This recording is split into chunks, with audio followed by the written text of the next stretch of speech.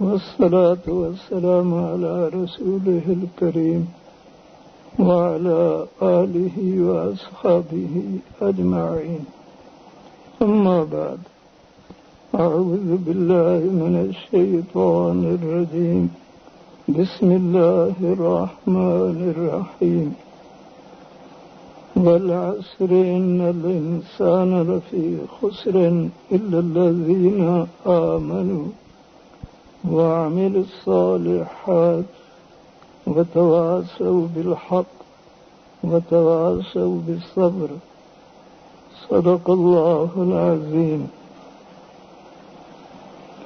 قال رسول الله صلى الله عليه وسلم: ألا إن في الجسد مضغة إذا صلحت صلح الجسد كله وإذا فسدت فسد الجسد كله ألا وهي القلب، أو كما قال عليه الصلاة والسلام.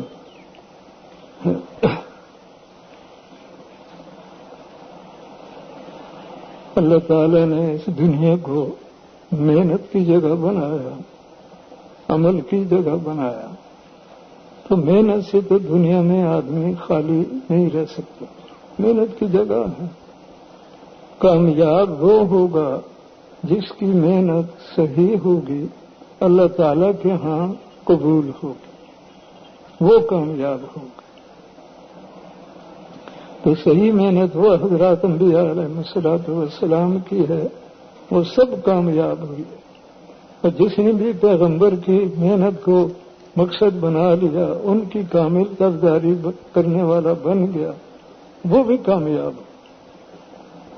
تو کامیابی اللہ کے فیصلے سے ہوگی، تو اللہ کے کامیابی کے فیصلے پیغمبر کے اعمال پر۔ مال اسباب دھوکہ ہے، کامیابی کا تعلق مال اسباب سے نہیں۔ بہت حضور نے فرمایا کہ دنیا کے جتنے مال اسباب ہیں، اللہ تعالیٰ کے ہاں ان کا درجہ مچھر کے پر کے برابر ہوتا تو کسی کافر کو دنیا میں ایک گھونٹ پانی نہ دیتے۔ دنیا کے جتنے کارخانے، خزانے، سامان، اسباب، اللہ پاک کے ہاں ان کا درجہ مچھر کے پر کے برابر نہیں۔ اللہ پاک کے ہاں قیمت حضور کے اعمال کی ہے، اور دنیا آخرت کی کامیابی اللہ پاک کے ہاں سے جو ملے گی حضور کے اعمال سے۔ تو اعمال کی بنیاد کلمہ ہے، لا الہ الا اللہ۔ یہ کلمہ سارے انبیاء کا ایک ہی رہا۔ کلمے کا دوسرا حصہ جو پیغمبر کلمے کی محنت کے لیے اللہ بھیجتے تھے، اس کی شان، اس کی صفت کا بیان ہوتا تھا۔ تو حضور کا کلمہ ہے لا الہ الا اللہ محمد الرسول اللہ۔ تو بھائی حضور کا جو فرمان ہے کہ آدمی کے جسم کا ایک ٹکڑا ہے، وہ نیکی والا بن جائے تو پھر سارا جسم نیک عمل کرنے والا بن جاتا ہے، وہ بگڑ جائے تو پھر سارا جسم بگاڑ والا بنتا ہے۔ اور پھر متوجہ کرنے کے لیے فرمایا پوری توجہ سے سنو، وہ دل ہے، دل نیکی والا بن جائے گا تو سارا جسم نیک عمل کرے گا، اور دل میں بگاڑ ہوگا تو پھر سارا جسم گناہ کے کام کرے گا۔ تو نیک اعمال پر اللہ راضی ہوتے ہیں، دنیا میں اللہ کی طرف سے برکت کے دروازے کھلتے ہیں، رحمتیں برکتیں اعمال پر آتی ہیں، اور پھر مرنے کے بعد پھر جنت کے خزانے جو کبھی ختم نہیں ہوں گے، ان اعمال کے مطابق جنت کے خزانے دیے جائیں گے، ہمیشہ کے خزانے۔ تو بھائی یہ زندگی محنت کی ہے، تو محنت کرنی ہے حضور کے اعمال کی۔ تو اعمال کی بنیاد کلمہ ہے لا الہ الا اللہ محمد الرسول اللہ۔ کلمے کے الفاظ بھی صحیح ہوں، اور پھر اس کے مطلب کو بھی دل میں بھرے، کلمہ کا الفاظ کو حق سمجھ کر پڑھے گا۔ ایک تو یہ بھی کہ جیسا حضور نے فرمایا کہ آدمی کے جسم کا ٹکڑا ہے وہ نیکی والا بن جائے تو سارا جسم پھر نیک عمل کرتا ہے، وہ بگڑ جائے تو پھر سارا جسم گناہ کے کاموں میں لگتا ہے۔ تو وہ دل ہے، تو نیکی والا دل وہ ہے کہ جس میں ایمان کلمے کا نور بھر جائے۔ وہ سمجھانے کے لیے بزرگ فرماتے ہیں کہ جیسے آنکھ دیکھتی ہے، آدمی آنکھ سے دیکھتا ہے، فائدے کی چیزوں کو پھر لیتا ہے، نقصان کی چیزوں سے بچتا ہے، لیکن آنکھ جب دیکھ سکتی ہے جب آنکھ کے سامنے روشنی ہو۔ اگر روشنی نہیں، اندھیرا ہے تو پھر کچھ دیکھ سکے گا؟ تو اندھیرے والا نفع والی چیز کو اٹھائے گا؟ وہ تو بزرگ مثال دیتے ہیں، اندھیرے میں چلنے والا سامنے سونا پڑا ہو، پاؤں کی ٹکر بھی لگ جائے تو سونے کو پتھر کہہ کر چھوڑ جائے گا۔ تو اندھیرے کے فیصلے صحیح ہوتے ہیں غلط ہوتے ہیں؟ آپ سے پوچھ رہا ہوں، اندھیرے کے فیصلے غلط ہوتے۔ اسی طرح اندھیرا ہے، اگر راستے میں سانپ ہے تو سانپ کے اوپر پاؤں رکھ لے گا، وہ کاٹے گا، جان نکل جائے گی۔ ہماری بستی کا ایک آدمی رات کو جا رہا تھا، راستے میں سانپ تھا، اندھیرا تھا، اس نے پاؤں اوپر رکھا، اس نے کاٹا اور مر گیا۔ تو اندھیرے میں چلنے والا قیمتی چیز کو لے نہیں سکتا اور مصیبت سے اپنے کو بچا نہیں سکتا۔ اور پھر بزرگ فرماتے ہیں کہ آنکھ تو دنیا کے اسباب کو دیکھتی ہے، حقیقت کو نہیں دیکھتی، اس لیے کہ دنیا میں راستے دو ہیں، ایک جنت کو جا رہا، ایک دوزخ کو جا رہا، تیسرا کوئی راستہ نہیں۔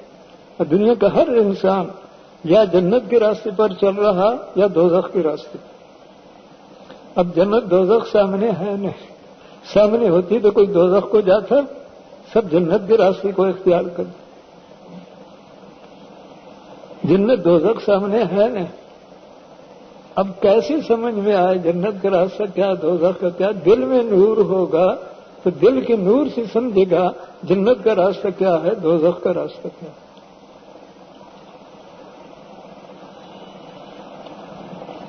وہ حضور کا ہی فرمان ہے کہ جب دل میں کلمے کا ہدایت کا نور کامل ہو جاتا ہے تو پھر دل اسلام میں لگ جاتا ہے۔ اسلام کیا؟ اللہ کے حکم، حضور کی سنت اعمال۔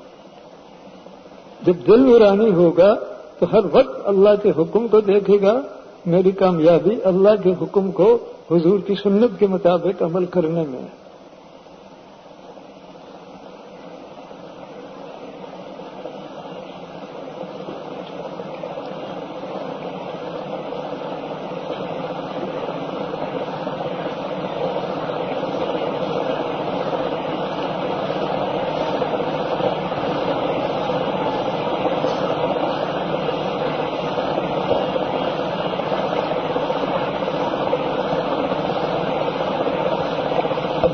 پانی لگا دو، گالن بھی لگا۔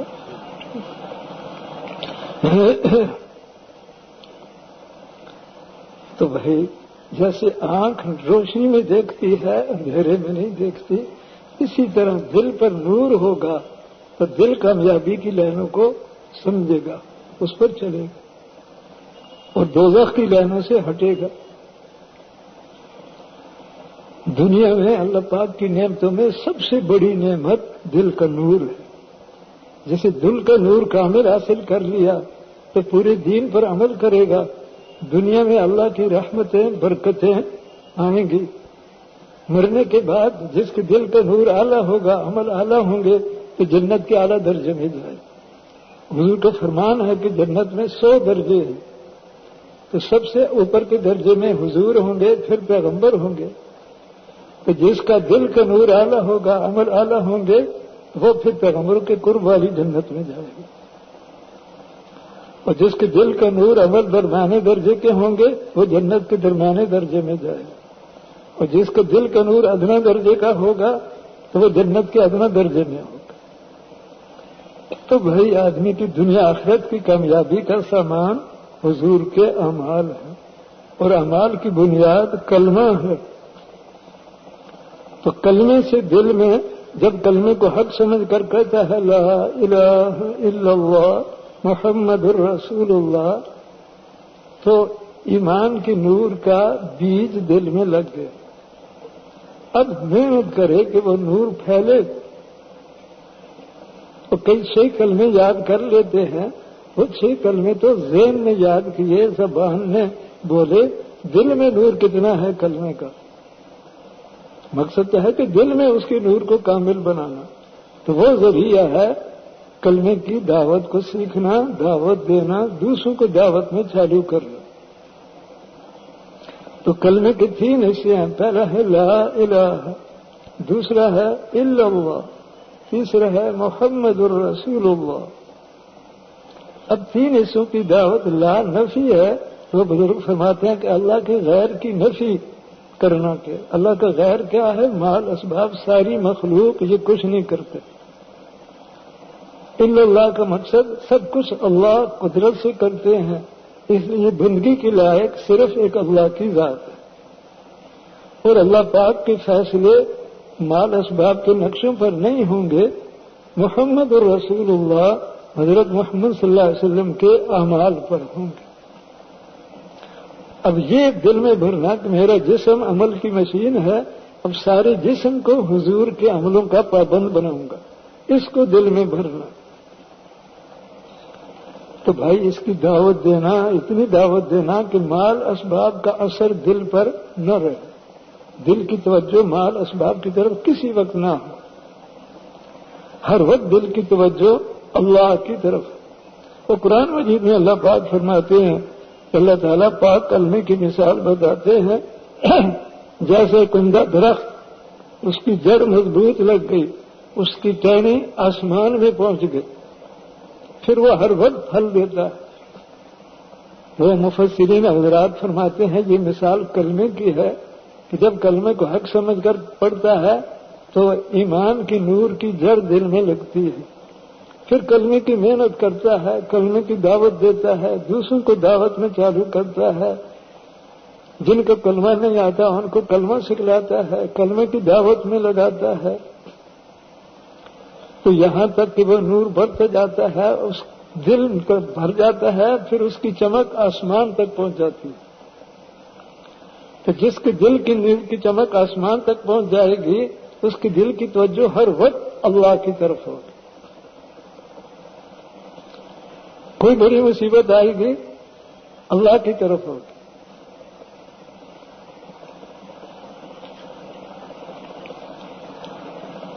اللہ کی طرف متوجہ ہوگا۔ جس کی دل کی توجہ اللہ کی طرف ہوگی تو وہ ہر وقت اللہ کی رضا کے عمل کرے گا۔ تو پہلے پھل یہ ہیں کہ جس کے کلمے کی چمک آسمان تک پہنچے گی وہ حضور کی ہر سنت پر عمل کرے گا، تو سارا جسم سنت کا پابند بن جائے گا۔ اس کا نام ہے، اس کا تقویٰ کامل ہوگا۔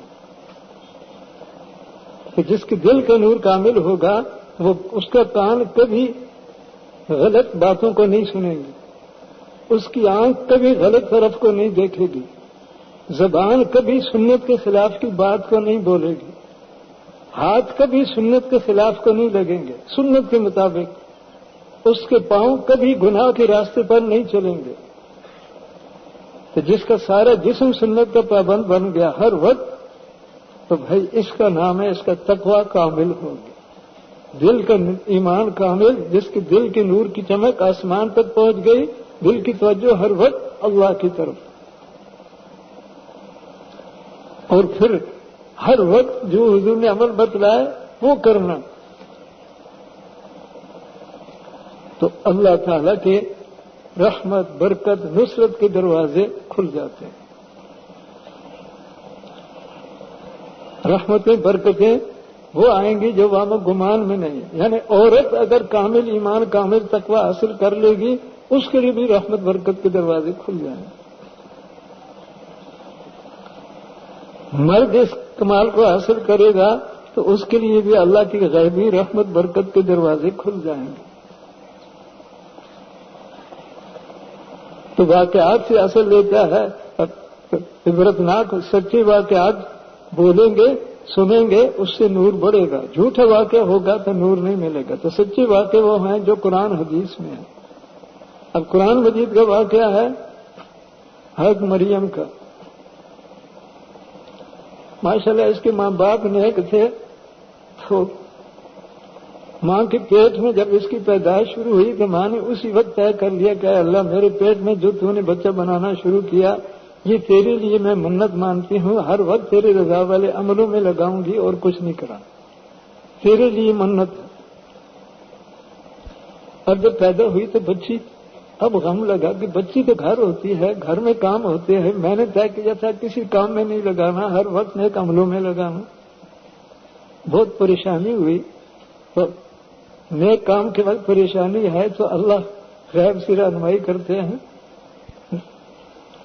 نیند میں خواب میں اسے اشارہ ہوا کہ تو بچی کے بارے میں غم نہ کر، تو نے اس بچی کے لیے طے کیا تھا، اللہ کے لیے منت مانی تھی کہ ہر وقت اللہ کے رضا والے عملوں میں لگاؤں گی، تو اللہ نے تیری بچی کو قبول کر لیا ہے، غم نہ کر. اس لیے بزرگ فرماتے ہیں حضور کے عملوں کے لیے قبولیت کی دعائیں مانگا کرو کہ اللہ ہمیں حضور کے عملوں کی محنت میں قبول فرما. قبول ہو جائیں گے سارے مسئلے آسان ہو جائیں گے. صلاۃ حاجت پڑھ کر قبولیت کی دعائیں مانگنا، اپنے لیے بھی اور سارے مسلمانوں کے لیے بھی، اپنے تعلق والوں کے لیے بھی قبولیت کی دعائیں مانگنا. اس پر اطمینان ہو گیا کہ جب اللہ نے قبول فرما لیا تو بہت اچھا ہوا. اب پھر سوچا کہ جب اللہ نے قبول کر لیا ہے تو جو استاد ایمان اعمال سکھلاتے ہیں ان کے سپرد کرو. تو اس زمانے میں جو استاد ایمان اعمال سکھلاتے تھے ان کے پاس لے گئی. تو استاذوں نے عذر کیا کہ ہم بچیوں کو تو یہاں نہیں رکھتے، یہاں مردوں بچوں کو سکھلاتے ہیں. بچیوں کے لیے گھر والے پوچھتے ہیں کہ بچی کو کیا سکھلائیں، بتاتے رہتے ہیں، گھر والے خود سکھلاتے ہیں. بچیاں تو ہمارے پاس یہاں نہیں ہوتی، بچیاں گھر ہوتی ہیں. انہوں نے پھر سارا واقعہ بتایا کہ یہ میرے پیٹ میں تھی تو میں نے طے کر لیا تھا کہ اس کو کسی کام میں نہیں لگانا، ہر وقت اللہ کے رضا والے عملوں میں لگانا. جب پیدا ہوئی تو بچی تو مجھے غم لگا کہ بچیاں گھر رہتی ہے، گھر میں کام ہوتے ہیں، میں نے طے کیا تھا دنیا کا کوئی کام نہیں کرانا، ہر وقت عملوں میں لگانا. تو پریشانی ہوئی. تو خواب میں اشارہ ہوا ہے کہ تو نے اللہ کی رضا کے لیے اس کو طے کیا ہے تو اللہ پاک کہے یہ بچی مقبول ہے، غم نہ کر. تو جب اللہ پاک کے یہاں مقبول ہے پھر آپ بھی قبول کریں. اس پر استاد راضی ہو گئے کہ جب اس نے منت مانی ہے اور اللہ پاک کے یہاں قبول ہو گئی ہے تو پھر کہا اچھا. پھر استادوں نے سوچا کہ کئی استاد سکھلاتے تھے اعمال، تو قرآن ڈالا کہ جس کے نام پر قرآن آئے گا وہ سنبھالے گا. تو قرآن حضرت زکریا علیہ السلام کے نام پر آیا، وہ اس زمانے کے پیغمبر تھے. انہوں نے پھر مریم کو، اس زمانے کا قبلہ بیت المقدس تھا تو بیت المقدس کے ساتھ کمرہ تھا، وہاں بٹھا دی. اب مریم کا کوئی کام نہیں، پیغمبر ایمان کا سبق دیتے ہیں اسے دل میں بھرتی ہے، کوئی ذکر عبادت بتاتے ہیں اسے کرتی ہے، اور نہ کچھ سننا نہ کرنا، ہر وقت ایمان اعمال میں. تو بھائی ایمان کے اعلیٰ درجے پر پہنچ گئی اور عملوں کے اعلیٰ درجے پر. یعنی ان کے بارے میں آتا ہے کہ کبھی رات کے شروع میں سجدے میں ہو جاتی تو ساری رات سجدے میں گزار دیتی تھی. یعنی ساری رات ذکر میں گزارنا یہ بھی اللہ کے کوئی بڑے خاص بندے کر سکتے ہیں، ساری رات ہر ایک نہیں کر سکتے. اور پھر سجدے میں، اور پھر وہ جیسے قرآن میں فرمایا کہ اگر بستیوں والے کامل ایمان تقوی حاصل کریں ہم زمین آسمان کی برکتیں کھول دیں، تو وہ برکتیں مائی مریم پر کھل گئیں. ایک تو وہ بھی جس کا ایمان تقوی اعلیٰ ہوگا تو اس کی آنکھ 1000 میل دور کی چیز کو اللہ کے حکم سے دیکھ لے گی، اس کی نگاہ میں برکت وہ ہوگی. تو حضرت مریم کے لیے وہ برکت کے دروازے کھل گئے.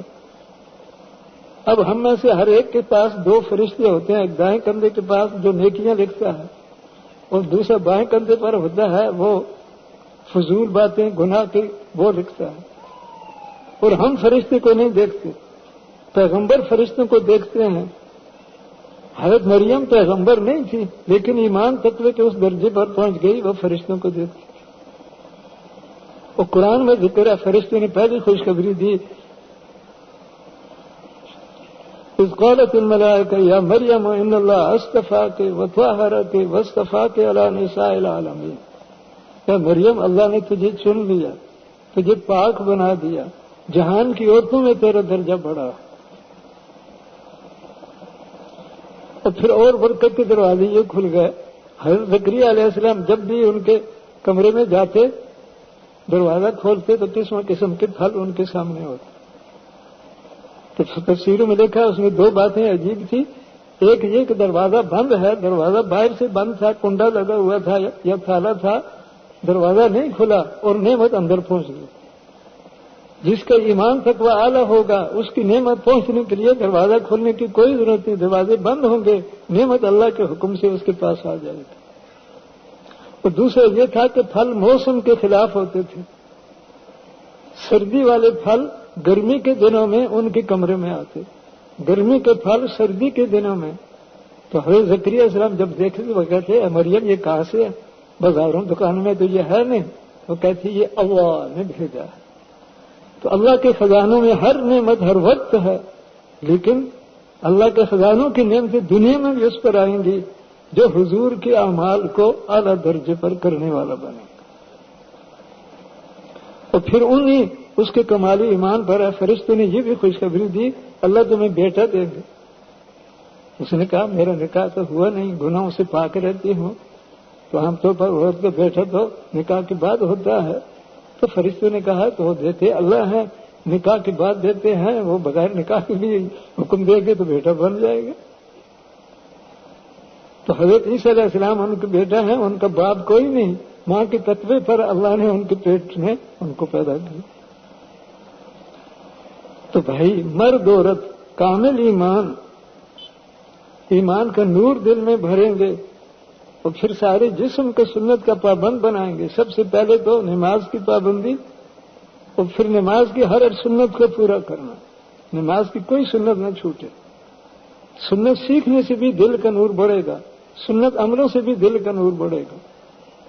پہلے نماز کی سنتی پوری کرنا، پھر ہر موقع کے حضور کی سنت سیکھنا، اس کے پابند بننا، کسی موقع کی سنت نہ چھوٹے۔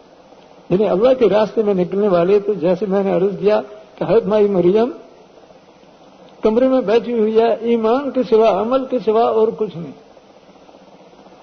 اب اللہ کے راستے میں نکلنے والا چلے کے لیے ہے، 3 چلے کے لیے ہے، سال کے لیے ہے، 7 مہینے کے لیے ہے، تو بھائی کوئی اور بات نہ کرے، کلمے کی دعوت کی بات کرے، دوسروں کو کلمے کی دعوت سکھلائے۔ 6 صفات جو کامیابی کی بزرگوں نے بتائی ہے ان صفات کی دعوت دے، سکھلائے، اور فضول بات ہرگز نہ کرے، تو بھائی پھر نورانیت ملے گی۔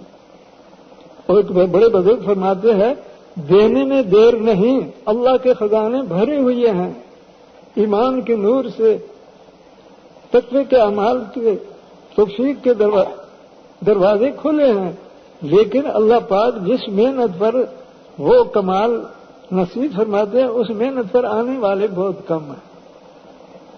تو بھائی اس لیے اللہ کے راستے میں جو نکلے ہوئے ہیں جتنے وقت کے لیے تو یہ طے کریں کہ 6 صفات جو ہیں کلمے کی دعوت کے علاوہ کی کوئی بات نہ بولنا ہے، نہ سننا ہے، نہ سوچنا ہے۔ یعنی دل کے نور کے دروازے 4 ہیں، زبان، کان، آنکھ اور دماغ کی سوچ، یہ 4 دل کے دروازے ہیں۔ ان 4 دروازوں کو کلمے کی دعوت میں لگائے۔ دعوت دینا کا موقع ہو تو زبان کی دعوت کو بولے، دل کی توجہ سے اس کو بولے۔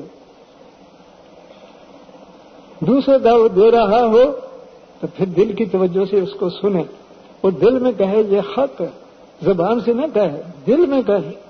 اور بزرگ فرماتے ہیں ایمان کی بات سنتے ہوئے جو دل میں حق کہے گا تو اس حق کہنے سے اس کے دل میں نورانیت بڑھے گی اور دل کا مال کچال نکلے گا۔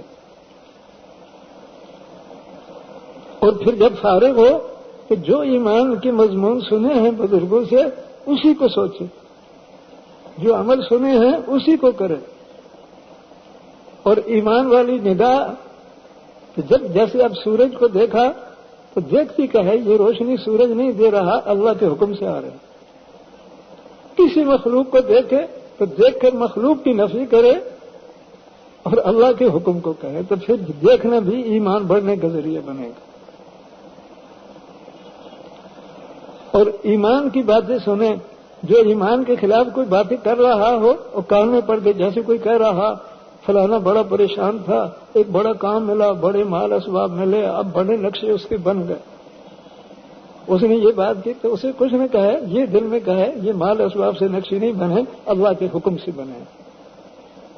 کوئی اسباب کی بات کرے اسے سمجھانے کا موقع تو سمجھائے، ورنہ خود کہے یہ اسباب سے نہیں ہوا، اللہ کے حکم سے ہوا. تو جن واقعات میں اللہ نے قدرت دکھائی ان کو بولنا. تو سچے واقعات بولنا کہ اسباب سے نہیں ہوتا، اللہ کے حکم سے ہوتا ہے. تو اور واقعہ ہے حضرت ابراہیم علیہ السلام کا. اس زمانے کا بادشاہ اپنے آپ کو نمرود رب کہلاتا تھا کہ سب، وہ کہتے ہیں ساری دنیا کا بادشاہ تھا تو کہتا تھا سب کا رب میں ہوں.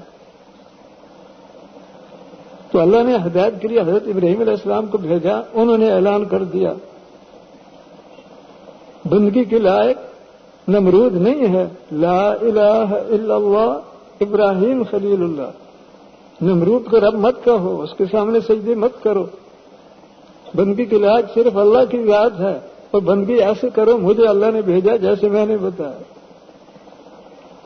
تو بہرحال خلاصہ یہ ہے، ایک نمرود کے بت بھی بنائے ہوئے تھے، اس کے سامنے بھی سجدے کرتے تھے، اور اس کے بت جہاں ہوتے تھے وہاں بھی سجدے کرتے تھے. تو حضرت ابراہیم نے سوچا کہ بت کچھ بھی نہیں کر سکتا، اس کے سامنے سجدے کرتے ہیں. کہ ایک جگہ میں بت کافی رکھے ہوئے تھے. تو عید کا دن جو ہوتا تھا تو وہ عید کے دن ہر قوم اچھے کھانے بناتے ہیں، تو اچھے کھانے بنا کر جہاں بت ہوتے تھے وہاں رکھتے تھے. پھر کھیلتے رہتے تھے، کھیلوں سے فارغ ہو کر رہتے تو کہتے تھے یہ کھانے بڑی برکت والے ہو گئے ہیں بتوں کے پاس ہونے سے، اس لیے پھر کھاتے تھے اوروں کھلاتے. تو عید کے دن بتوں کے پاس کوئی نہیں ہوتا تھا، کھانے رکھ کر سب چلے جاتے تھے. تو حضرت ابراہیم علیہ السلام نے سوچا کہ خالی وقت عید کا دن ہی ہوتا ہے، عید کے دن میں بتوں کو توڑوں گا، یہ کچھ بھی نہیں کر سکتے، ان کے سامنے سجدے کرتے ہیں.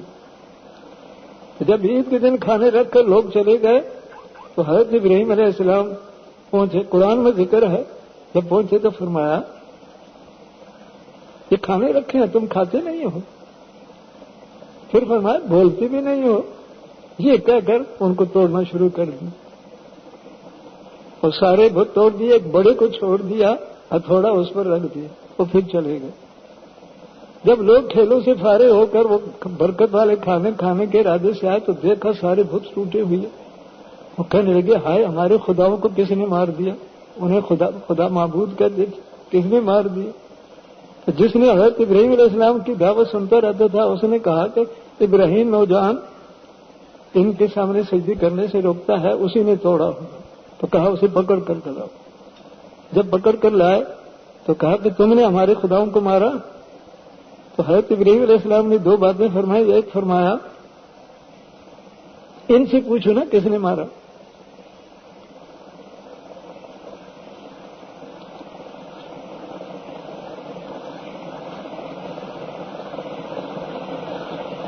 اللہ اکبر. تو پہلے تو سب نے سر نیچے کر لیے. ہاں دو باتیں کہی. ایک تو کہا کہ بڑے نے مارا، یوں کہہ دیا بڑے نے مارا. دوسرے کہا ان سے پوچھو. تو اب بڑے نے مارا تو اس کے ظاہر تو یہ بنتا تھا کہ وہ بڑا بت موجود ہے، ہتھوڑا اس کے کندھے پر ہے تو اس نے مار دیا. لیکن ان کا مطلب یہ تھا کہ مجمع کے، یوں نہیں کہا میں نے مارا، مجمع کے بڑے نے مارا. تو مجمع کے بڑے وہی تھے. پھر ساتھ یہ کہا ان سے پوچھو نا کس نے مارا. پہلے سب نے سر نیچے کر لیے، پھر سر اٹھائے، پھر کہنے لگے یہ تو تم جانتے ہو یہ بول ہی نہیں سکتے. تو حضرت ابراہیم فرمایا تف ہو تم پر جو بول بھی نہیں سکتا، کوئی اسے توڑے تو اپنے کو بچا نہیں سکتا، تم ان کے سامنے سجدے کرتے ہو. جب یہ کہا تو سب غصے میں ہوگا، کہنے لگے اس نے اب ہمارے خداؤں کو مارا ہے، اپنے خداؤں کی مدد کرو، اسے قتل کرنا. خداؤں کی مدد کرو، وہ تو کچھ نہیں کر سکے، ان کی مدد کرو، اس کو قتل کرنا. تو بہرحال ساری حکومت کا اور سارے مجمع کا اعلان ہو گیا کہ ان کو قتل کرنا ہے. پھر یہ سوچا کہ قتل عبرتناک سزا سے کریں گے تو آگ جلائیں گے، آگ میں ڈالیں گے۔ تو کتابوں میں آتا ہے کہ اعلان کر دیا اس نے ہمارے خداؤں کو مارا ہے، اسے قتل کرنا ہے، آگ میں جلانا ہے، لکڑیاں لاؤ، سب لکڑیاں لانے لگے، لکڑیوں کا پہاڑ لگا دیا، اسے آگ لگا دی۔ تو کتابوں میں آتا ہے کہ آگ اتنی گرم بن گئی تھی کہ آگ کے اوپر کی فضا اتنی گرم ہو گئی تھی، اگر کوئی پرندہ اڑتا ہوا آگ کے اوپر کی فضا میں آتا تھا تو جل جاتا تھا۔ اب آگ کے ارد گرد بھی اتنی گرمی ہو گئی کہ آگ سے پہلے ہی آدمی جل جائے گا۔ تو اب وہ حیران ہوئے کہ حضرت ابراہیم صاحب خود تو جائیں گے نہیں، کوئی پکڑ کر لے جائے گا، تو جو پکڑ کر لے جائے گا آگ میں پھینکنے کے لیے وہ بھی جل جائے گا۔ وہ کتابوں میں آتا ہے کہ شیطان نے آدمی کی شکل میں آ کر انہیں بتایا کہ تم خوف کر رہے ہو کہ کیسے ڈالیں۔ تو اس زمانے میں ایک منجنیق مشین ہوتی تھی جس پر بڑے پتھر رکھ کر زور سے پھینکتے تھے، قلعے توڑتے تھے۔ اس نے کہا وہ مشین لگا کر اس پر رکھ کر پھینک دو۔ تو پھر وہ مشین لگا دی، حضرت ابراہیم صاحب کو پکڑ کر اس پر رکھ لیا۔ کتابوں میں آتا ہے کہ ان کے کپڑے بھی اتار دیے، ننگا کر کے آگ میں ڈالنے لگے۔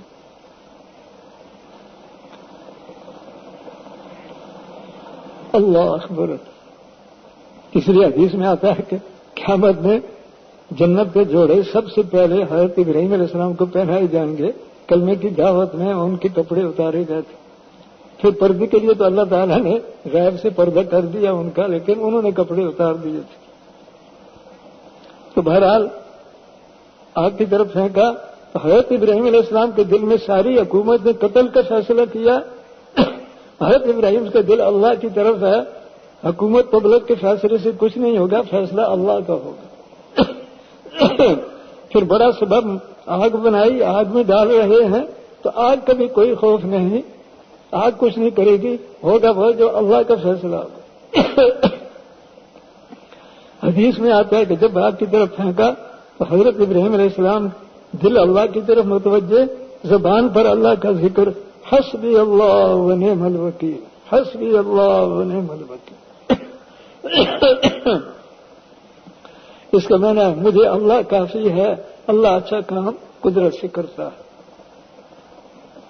اور بڑے حضرات فرماتے ہیں کہ حضرت ابراہیم سے کے دل پر غیر کا کوئی اثر نہیں تھا، ساری حکومت نے قتل کا فیصلہ کیا، کوئی خوف نہیں۔ موت کا بڑا سبب آگ بنا دی، آگ میں ڈال رہے ہیں، آگ کا بھی کوئی خوف نہیں۔ تو زبان پر اللہ کا ذکر، دل اللہ کی طرف متوجہ، تو اللہ تعالیٰ نے بھی ان کے بچانے کے لیے کوئی سبب نہیں بنایا، قدرت دکھائی۔ تو قرآن میں ہے کہ جب دشمنوں نے آگ کی طرف پھینکا تو اللہ تعالیٰ فرماتے ہیں قلنا یا نار کونی بردن، ہم نے حکم دیا آگ ٹھنڈی ہو جا۔ ایک بزرگوں نے بیان میں فرمایا تھا جب حضرت ابراہیم علیہ السلام آگ پر پہنچے اللہ تعالیٰ کا حکم آیا کہ آگ ٹھنڈی ہو جا، تو شروع میں ٹھنڈی اتنی بنی کہ وہ ذرا کانپے۔ سخت سردی میں کپ کپی آتی ہے نا، تو شروع میں کپ کپی ہوئی، ساتھ دوسرا حکم دیا بردن و سلامن، ٹھنڈی آرام والی۔ تو جب سلامن کا حکم ہوا سردی کم ہو گئی اور آگ پر بیٹھ گئے۔ اب کتنے ہزاروں یا لاکھوں کا مجمع تھا، اب سارے حیران، حضرت ابراہیم صاحب آرام سے بیٹھے ہیں۔ اور بزرگ فرماتے ہیں دشمنوں نے تو حضرت ابراہیم علیہ السلام کے کلمے کی دعوت کو ختم کرنے کی شکل بنائی، لیکن فیصلے اللہ کے ہوتے ہیں، اللہ نے اسی شکل کو ان کے کلمے کے پھیلنے کا ذریعہ کر دیا۔ وہ کتابوں میں آتا ہے نمرود نے بھی آواز دے کر پوچھا، کرسی پر بیٹھا ہوا تھا، کیا ابراہیم آپ کو آگ جلاتی نہیں؟ انہوں نے فرمایا ہاں، جس اللہ کے کلمے کی میں دعوت دیتا ہوں، لا الہ الا اللہ ابراہیم خلیل اللہ، اس اللہ نے آگ کو جلانے سے روک دیا۔ اس کی بیٹی کے بارے میں کتابوں میں آتا ہے وہ بڑی متاثر ہوئی، اس نے بھی آواز دے کر کہا آپ کو آگ جلاتی نہیں؟ تو حضرت ابراہیم نے فرمایا ہاں، جس اللہ کے کلمے کی میں دعوت دیتا ہوں اس نے جلانے سے روک دیا۔ تو اس نے کہا میں بھی آؤں تو مجھے نہیں جلائی تھی؟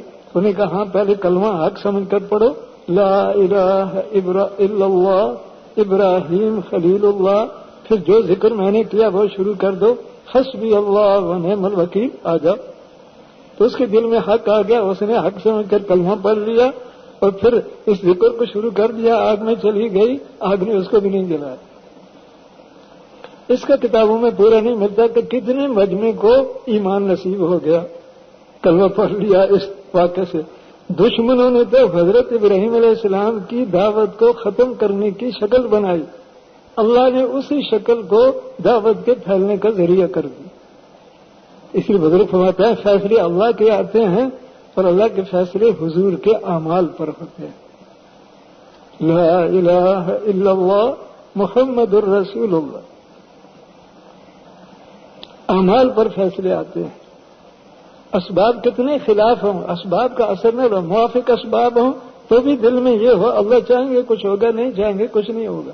مخالف اسباب بن جائیں تو پھر بھی دل میں خوف نہ آئے، یہ اسباب کچھ نہیں کریں گے، ہوگا وہ جو اللہ کا فیصلہ ہوگا، اللہ کی قدرت کی طرف۔ اللہ کے فیصلے حضور کے اعمال پر ہوتے ہیں۔ اس کا بھی واقعہ بڑا، صحابہ کرام کے دلوں میں کلمے کا ایمان بھرا ہوا، حضور کے اعمال کی پابندی، تو اللہ کی طرف سے برکت غیبی مدد ہے کہ دروازے کھلے۔ کتنے واقعات ہیں، ایک واقعہ ہے صحابہ کا لشکر اس ملک میں جا رہا تھا، کافروں سے مقابلے ہوئے، ان کو شکستیں ہوئی، وہ بھاگ گئے۔ پھر آگے بڑا دریا تھا، پانی اس میں بہت زیادہ، تو کافروں نے یہ سوچا کہ ان کا لشکر اس دریا سے تو نہیں آگے آ سکے گا، یہ فیصلہ کیا کوئی کشتی جدھر سے ان کا لشکر ہے ادھر کوئی کشتی نہ ہو، سب کشتیاں دوسرے کنارے پر لے جائیں تاکہ وہ آگے نہ بڑھ سکے۔ جب صحابہ کا لشکر پہنچا وہ دریا پانی سے بھرا ہوا تھا، تو ان کے امیر نے کہا یہ دریا ہمیں آگے جانے سے روک دے گا۔ پھر اللہ کے صفات کے کلمے پڑھے اور فرمایا بسم اللہ پڑھی اور فرمایا اے اللہ ہمیں اس دریا سے پار کر دے، اور لشکر کو حکم دیا چلو، تو سب نے بسم اللہ پڑھ کر شروع کر دیا چلنا۔ تو پانی کے اوپر پیدل بھی اوپر چل رہے، گھوڑے بھی اوپر چل رہے، اونٹ بھی اوپر چل رہے، ان کے پاؤں بھی پانی میں نہیں ڈوب رہے۔ جن کے دل میں اللہ کی قدرت سے ہونے کا یقین بھرا ہوا ہوگا، حضور کے اعمال کریں گے تو اللہ کی غیبی برکت ایسی ہوگی جو اسباب کے خلاف ہو۔ تو دریا سے پار ہو گئے، کسی کے پاؤں نہیں بھیگے، ان کے اونٹوں اور گھوڑوں کے پاؤں بھی نہیں بھیگے، نیچے کا حصہ پاؤں پر پانی پر لگتا تھا، اوپر پانی نہیں آتا۔ تو کتابوں میں آتا کافروں نے جب دیکھا گھوڑے بھی اوپر چل رہے، اونٹ بھی چل رہے، پیدل بھی چل رہے، تو آدمی کا اونٹ تو اوپر نہیں چلتا، نیچے ڈوبتا ہے، گھوڑا نیچے ڈوبتا ہے، آدمی خود ڈوبتا ہے۔ وہ کہنے لگے یہ دیو آ رہے ہیں، یہ انسان نہیں ہے۔ تو بھائی اللہ پاک کی غیبی مددیں نصرتیں حضور کے اعمال پر ہوتی ہیں۔ صحابہ کے بڑے واقعات ہیں، تو اس لیے یہ نیت کر کے کہ جیسے صحابہ حضور کے اعمال کو مقصد بنا کر اس کی محنت کرتے تھے اور دلوں میں کامل ایمان حاصل کر لیا، حضور کے ہر سنت پر عمل کرتے تھے، سر سے لے کر پاؤں تک جسم ہر وقت سنت کا پابند، تو اللہ کی طرف سے برکتیں نصرتوں کے دروازے کھل گئے۔ تو اور حضور کا فرمان ہے کہ قیامت تک نجات کا راستہ جو ہے وہ ہے کہ جس پر میں چل رہا ہوں میرے صحابہ چل رہے ہیں۔ نجات کا راستہ قیامت تک حضور کے اعمال کو مقصد بنانا، جیسے صحابہ کرتے تھے اس طرح کرنے کا عزم کرنا۔ تو صحابہ کی ترتیب پر اعمال کی محنت میں آنے کے لیے کس کس کی نیت ہے؟ ماشاءاللہ نیت تو سب کی، اللہ قبول فرمائے، اس قبولیت کی دعائیں نہیں مانگنا۔ تو صحابہ کا یہ تھا کہ دین کی تقاضے پر سب کچھ قربان کرتے تھے۔ تو صحابہ کا عام معمول بزرگ بتلاتے ہیں 4-6 مہینے باہر کے دین کا جو تقاضا ہوتا اس پر جانا، مقام پر رہتے ہوئے 12 گھنٹے حضور کے اعمال میں، 12 گھنٹے باقی ضرورتوں میں، اور ضرورتوں میں کوئی چیز سنت کے خلاف نہیں ہوتی تھی، ہر ضرورت سنت کے مطابق۔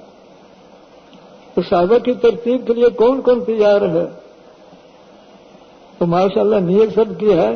تو بھائی اس لیے صحابہ تو جیسے میں نے عرض کیا کہ جو تقاضا ہو، عام صحابہ کے سال میں 4 مہینے، 6 مہینے، کہیں 8 مہینے، کبھی 10 مہینے، جتنا بھی تقاضا ہو اس تقاضے پر لگتے تھے۔ تو اللہ کی طرف سے برکت کے دروازے اللہ نے ان کے لیے کھول دیے۔ تو برکت یہ ہوتی ہے، کبھی اعمال کی برکت سے بغیر اسباب کے کام ہو جائیں گے، کبھی سامان تھوڑا ہے اللہ برکت کر دیں گے، کام زیادہ ہو جائے گا۔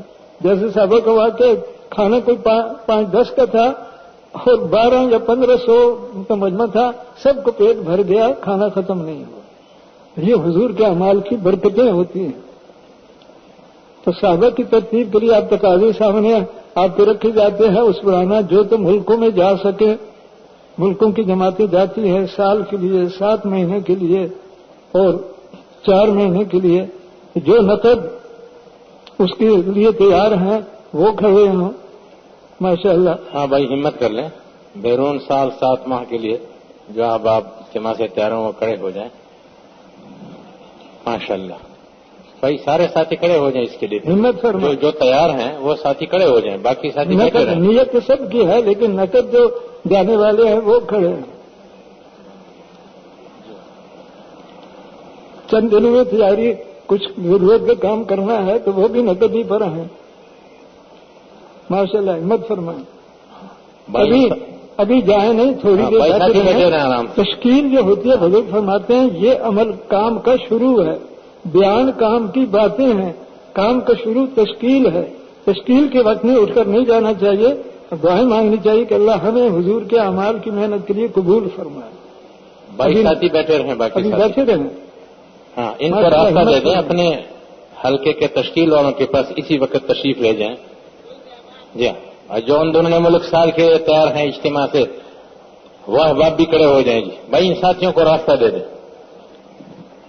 یہ جو نقد اجتماع سے بیرون سال 7 ماہ 4 ماہ کے لیے تیار ہیں، یہ ابھی اپنے حلقے میں تشکیل والوں کے پاس چلے جائیں جی۔ جو اندرون ملک سال کے لیے، باقی ساتھی بیٹھے رہیں، اندرون ملک سال کے لیے جو ساتھی تیار ہیں وہ کھڑے ہو جائیں ماشاءاللہ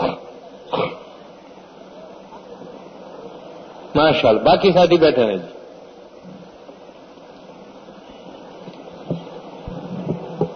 ہاں بھائی ہمت کر لیں۔